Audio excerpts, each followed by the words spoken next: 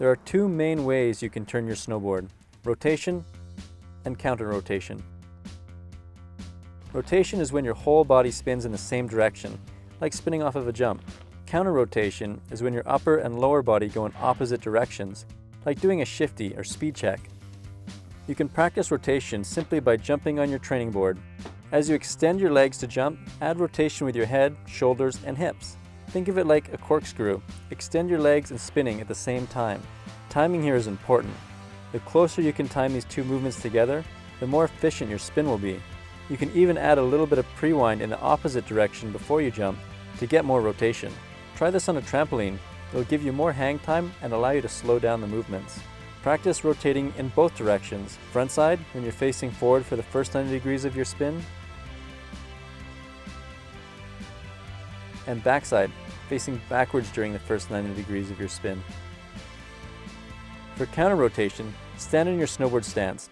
Imagine you're snowboarding. Jump up in the air and then try to turn the board 90 degrees. The only way to get the board to move is to use counter rotation. To spin the board frontside, I think of throwing my hands over the tail of the board. For backside, I try to throw my hands towards the nose. Then jump up again and use that twist to bring yourself back to a normal snowboard stance.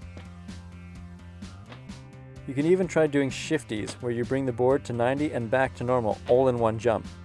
It's pretty quick off the ground, but works really great on a trampoline. Using either rotation or counter rotation will also change how you do tricks on rails, boxes, or the balance bar. If you jump into a board slide using rotation, it's very hard to stop the spin. You're essentially starting a 180. If you use counter rotation, your land twisted up, so when you come out of your board slide, you can release that tension, bringing you back to the same stance you started in. These two techniques can also be combined to help you spin more precisely. If you jump up and spin, it can be very difficult to gauge your rotation just right, so you land perfectly straight. Using a bit of counter rotation can help you squeeze in those extra few degrees you need to finish a spin. If I'm trying to do a frontside 360, I can actually finish spinning at 270 and use counter rotation to shifty my board that extra 90 degrees to make a full 360.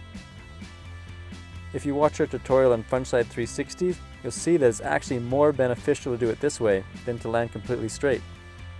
This is Duncan Mainland from Snowboard Addiction. Our goal is to improve your riding.